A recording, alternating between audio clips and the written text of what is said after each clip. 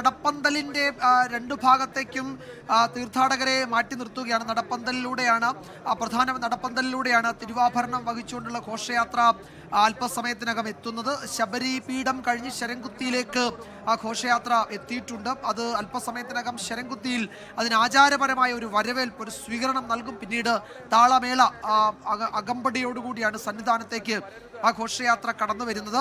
മരുതമനയിൽ ശിവൻകുട്ടി എന്ന ഗുരുസ്വാമി നയിക്കുന്ന, അല്ലെങ്കിൽ അദ്ദേഹത്തിന്റെ നേതൃത്വത്തിലുള്ള തിരുവാഭരണ സംഘമാണ് അതിലുള്ളത്. പക്ഷേ നമ്മൾ ഒരു കാര്യം ഓർക്കേണ്ടത്, പന്തളത്ത് നിന്ന് പുറപ്പെടുന്ന ആ ദിവസം മുതൽ ഈ യാത്രയ്ക്കൊപ്പം ഇരുമുടിക്കെട്ടൊക്കെ ഏന്തി നിരവധി അയ്യപ്പ വിശ്വാസികൾ ഈ യാത്രയുടെ ഭാഗമാകും. അവരൊക്കെ യാത്രയ്ക്കൊപ്പം വരികയും ചെയ്യും സന്നിധാനത്തേക്ക്. അങ്ങനെ ഇത് യഥാർത്ഥത്തിൽ പന്തളത്തു നിന്നുള്ള തിരുവാഭരണ ഘോഷയാത്ര ഒരു തീർത്ഥയാത്രയായി തന്നെയാണ് മാറാറുള്ളത്. കാനന പാത പരമ്പരാഗത വഴികളിലൂടെ കടന്ന് വിവിധ ക്ഷേത്രങ്ങളിൽ ദർശനമൊക്കെ നടത്തി അങ്ങനെ ഒരു 3 ദിവസം നീണ്ടു നിൽക്കുന്ന യാത്ര എന്ന തീർത്ഥയാത്രയായി തന്നെയാണ് ഈ സംഘം അവിടെ നിന്ന് വരുന്നത്. 26 അംഗ സംഘമാണെങ്കിലും അതിനൊപ്പം നൂറുകണക്കിനോ അല്ലെങ്കിൽ ആയിരക്കണക്കിനോ ആളുകൾ, വിശ്വാസികൾ, അയ്യപ്പ വിശ്വാസികൾ കെട്ടൊക്കെ ഏന്തി ഈ യാത്രയ്ക്കൊപ്പം വരുന്നുണ്ട്. നമ്മൾ പ്രേക്ഷകർ കാണുന്നതാണ് അയ്യപ്പന്റെ ശ്രീധർമ്മശാസ്താവിന്റെ ശ്രീമൂലസ്ഥാനമായ പൊന്നമ്പലമേട്.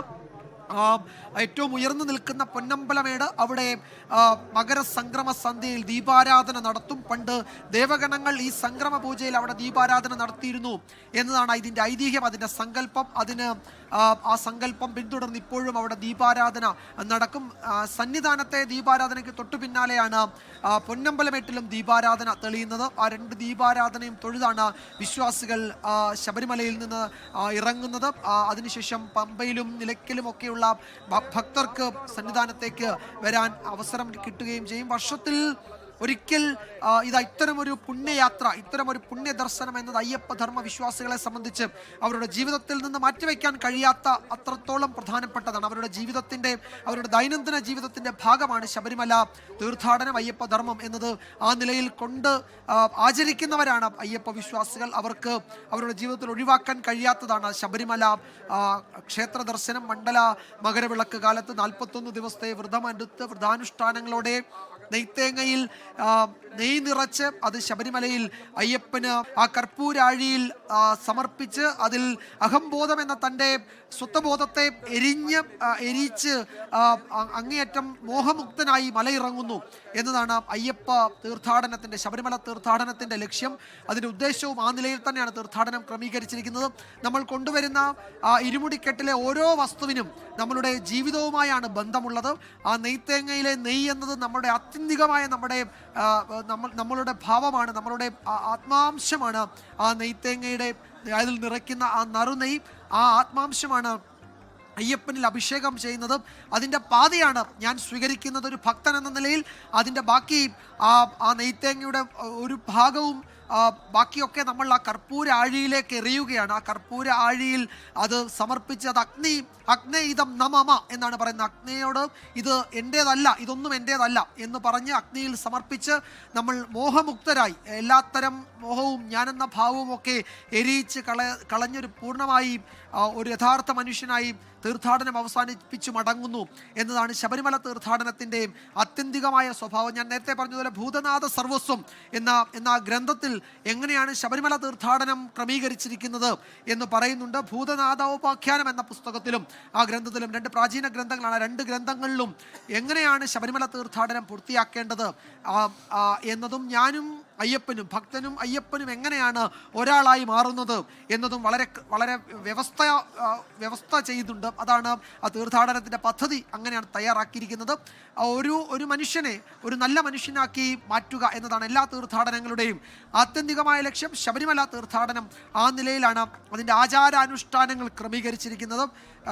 നെയ്ത്തേങ്ങയിൽ നിറയ്ക്കുന്ന നെയ്യ് മുതൽ അതിലെ ഇരുമുടിക്കെട്ടിൽ കൊണ്ടുവരുന്ന അരി ഉൾപ്പെടെ അതിൽ കൊണ്ടുവരുന്ന കർപ്പൂരവും സാമ്പ്രാണിയും ചന്ദനത്തിരികളും ഉൾപ്പെടെ എന്തൊക്കെയാണോ അതിൻ്റെ ഭാഗമാക്കുന്നത് അതിനൊക്കെ നമ്മുടെ ദൈനംദിന ജീവിതവുമായി ബന്ധമുള്ളതാണ്. അതൊക്കെ ഞാനെന്ന ഭാവം ഉൾക്കൊള്ളുന്നതാണ്.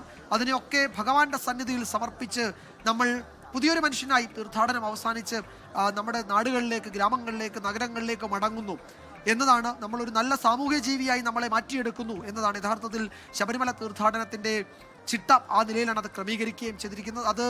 അതിൻ്റെ തത്വം ഉൾക്കൊണ്ടാണോ നമ്മളൊക്കെ സന്നിധാനത്തേക്ക്, ശബരിമലയിലേക്ക് പോകുന്നത് എന്ന് ചോദിച്ചാൽ കുറേ ആളുകളെങ്കിലും യഥാർത്ഥത്തിൽ അങ്ങനെ അതിൻ്റെ തത്വം ഉൾക്കൊണ്ട് പോകുമായിരിക്കും. അല്ലാത്തവർ ശബരിമലയിലെത്തി അരവണയും അപ്പവും ഒക്കെ വാങ്ങി തീർത്ഥാടനം പൂർത്തിയാക്കി മടങ്ങും. എന്താണ് ഞാൻ ആ കർപ്പൂരാഴിയിലേക്ക് എറിയുന്നത്, അതിലേക്ക് എരിച്ച് അഗ്നേ ഇതം നാമാമ, ഇതൊന്നും എൻ്റേതല്ല, ഇതൊക്കെ നിനക്കുള്ളതാണ് എന്ന് പറഞ്ഞ് നമ്മൾ എന്താണോ അവിടെ സമർപ്പിക്കുന്നത് അത് ആത്യന്തികമായി ഞാൻ എന്ന ഭാവം, അഹമെന്ന ഭാവത്തെയാണ് നമ്മൾ ആ കർപ്പൂര ആഴിയിൽ എരിച്ചില്ലാതാക്കുന്നത്. അങ്ങനെ ഒരു ഭാവം ഇല്ലാതാകുന്നതോടുകൂടി നമ്മളെ യാതൊന്നും ബാധിക്കില്ല. നമ്മൾ ചുറ്റുപാടുകൾ അതൊന്നും നമ്മളെ വേട്ടയാടില്ല. നമ്മൾ ഇതിനൊക്കെ അപ്പുറത്തൊരു മനുഷ്യനായി മാറുകയും ചെയ്യും. അതുകൊണ്ടാണ് ശബരിമല എപ്പോഴും ഈ മാനവ സേവയുടെ, മാധവ സേവയും മാനവ സേവയും ഒന്നാണ് എന്ന വലിയ തീർത്ഥാടക സങ്കല്പത്തിൻ്റെ കേന്ദ്രമായി മാറുന്നത്. അങ്ങനെ തന്നെയാണ് മാനവനിൽ മാധവനെ കാണുന്ന, മനുഷ്യനിൽ ദൈവത്തെ കാണുന്ന ഒരു തീർത്ഥാടനം. അത്തരം എത്ര തീർത്ഥാടന കേന്ദ്രങ്ങൾ ലോകത്തുണ്ടെന്ന് നമുക്ക് ചിന്തിച്ചു നോക്കിയാൽ വളരെ ചുരുക്കം മാത്രമേ നമുക്കങ്ങനെ കാണാൻ കഴിയൂ. മാനവ സേവ തന്നെയാണ് മാധവ സേവ. മാനവനിലാണ് നമ്മൾ മാധവനെ കാണുന്നത്. അതുകൊണ്ടാണ് ഋഗ്വേദത്തിന്റെ ഭാഗമായ തത്വമസി എന്ന വേദമന്ത്രം അവിടെ വരുന്നത്. അത് ദൈവവും അല്ലെങ്കിൽ അയ്യപ്പനും ഞാനും ഒന്നാണ് എന്നതാണ് ആ മന്ത്രത്തിൻ്റെ ഏറ്റവും പ്രകടമായ ഭാവം. അതുകൊണ്ടാണ് മാലയിട്ട് കഴിഞ്ഞാൽ നമ്മൾ ചുറ്റുപാടുമുള്ളതെല്ലാം സ്വാമിയാണ്.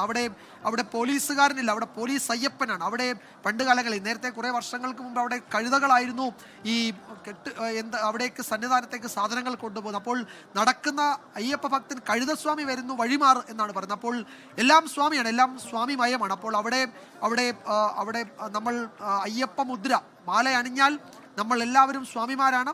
അകത്ത് ശ്രീകോവിലിൽ ചിന്മുദ്രാങ്കിത യോഗി ഭാവത്തിലിരിക്കുന്ന അയ്യപ്പനും പുറത്തു മാലയിട്ട് നമ്മൾ നമ്മുടെ ദൈനംദിന ജീവിതം നയിക്കുന്ന ഒരു സാധാരണ ഭക്തനും ഒരാൾ തന്നെയാണ് എന്നതാണ് ശബരിമല തീർത്ഥാടനത്തിൻ്റെ വലിയ സന്ദേശം. അവിടെ ജാതിമത അതീതമായി തീർത്ഥാടകർക്ക് ആ നിലയിൽ ആ അയ്യപ്പധർമ്മത്തിൽ വിശ്വാസമുള്ളവർക്ക് അവിടെ എത്താൻ കഴിയുന്നു. അതുകൊണ്ട് തന്നെ അവിടെ ദൈവവും ഭക്തനും എന്നുള്ള ഭാവവ്യത്യാസങ്ങളൊന്നുമില്ല. അവിടെ ഒരു സമയം, അതായത് നമ്മൾ ഓർക്കുക, നൂറുകണക്കിന് കിലോമീറ്റർ ദൂരം നടന്ന് അല്ലെങ്കിൽ 100 കിലോമീറ്റർ ദൂരം യാത്ര ചെയ്ത് പമ്പയിൽ നിന്ന് പമ്പാഗണപതിയെ വന്ദിച്ച് അവിടെ തേങ്ങയുടച്ച് പിന്നീട് നമ്മൾ ഈ മലയൊക്കെ കയറി ഇത്രയും കടുത്ത യാത്രയൊക്കെ നടത്തി ക്ഷീണിതനായി അവിടെ എത്തുമ്പോൾ 18 പടി ചവിട്ടി, ഒരുപക്ഷെ 18 പടിയും ചവിട്ടാൻ ഈ തിരക്ക് കാലത്ത് ഭക്തർക്ക് കഴിയുന്നുണ്ടാവില്ല.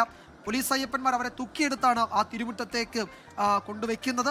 അത് കഴിഞ്ഞാൽ ആ തിരക്കിലൂടെ മേൽപ്പാലത്തിലൂടെ ഒക്കെ നമ്മൾ കടന്ന് ആ ശ്രീകോവിലിന് മുന്നിലെത്തുമ്പോൾ നമുക്ക് ഒരു നിമിഷം മാത്രമാണ് അയ്യപ്പ വിഗ്രഹത്തെ കാണാൻ കഴിയുന്നത്. പക്ഷേ ആ ഒരു നിമിഷം, നേരത്തെ അവിടെ സൂചിപ്പിച്ചതുപോലെ, ആ ഒരു നിമിഷത്തെ ദർശനമാണ് ഒരു വർഷം നമ്മൾ കണ്ണടയ്ക്കുമ്പോൾ അയ്യപ്പനെ മനസ്സിൽ കാണാൻ കഴിയുന്നത്.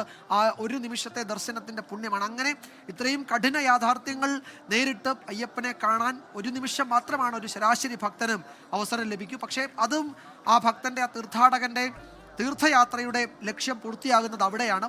അങ്ങനെയാണ് ആ തീർത്ഥാടനം പൂർത്തിയാക്കി ഞാൻ നേരത്തെ പറഞ്ഞതുപോലെ കർപ്പൂരാഴിയിൽ സർവസ്വം സമർപ്പിച്ച് മലയിറങ്ങുന്നു. വീണ്ടും കാത്തിരിപ്പാണ് അടുത്ത തീർത്ഥാടന മണ്ഡല മകരവിളക്ക് കാലത്ത് വീണ്ടും അയ്യനെ കാണാൻ എത്താം എന്ന ആ പ്രതീക്ഷയാണ് വീണ്ടും ഒരു യഥാർത്ഥ ഭക്തനെ അയാളുടെ ജീവിതം മുന്നോട്ട് കൊണ്ടുപോകാൻ പ്രേരിപ്പിക്കുന്നത്, കരുത്താകുന്നത്, അയാൾക്ക് ആത്മീയമായ വലിയ ബലം നൽകുന്നതും ആ തീർത്ഥാടനം തന്നെയാണ്. അങ്ങനെയാണ് ശബരിമല തീർത്ഥാടനം ക്രമീകരിച്ചിരിക്കുന്നത്. അതിൻ്റെ തത്വവും അതിൻ്റെ അർത്ഥവും അതിൻ്റെ വ്യാപ്തിയും ഒക്കെ ഉൾക്കൊണ്ടാണോ എല്ലാവരും ഈ തീർത്ഥയാത്ര നടത്തുന്നതെന്ന് അറിയില്ല. പക്ഷേ യഥാർത്ഥത്തിൽ അതാണ് നമ്മൾ അറിഞ്ഞോ അറിയാതെയോ നമ്മൾ പാലിക്കുന്നതും ആ തത്വം തന്നെയാണ്.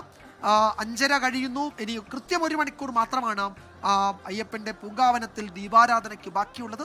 ലോകത്തെവിടെയായാലും ഏത് സമയത്തും 24 വാർത്തകളും ഓഗ്മെന്റഡ് റിയാലിറ്റി പാക്കേജുകളും എക്സ്പ്ലെയിനറുകളും വിശദമായി കാണാൻ ഞങ്ങളുടെ യൂട്യൂബ് ചാനൽ നിങ്ങൾക്ക് സബ്സ്ക്രൈബ് ചെയ്യാം.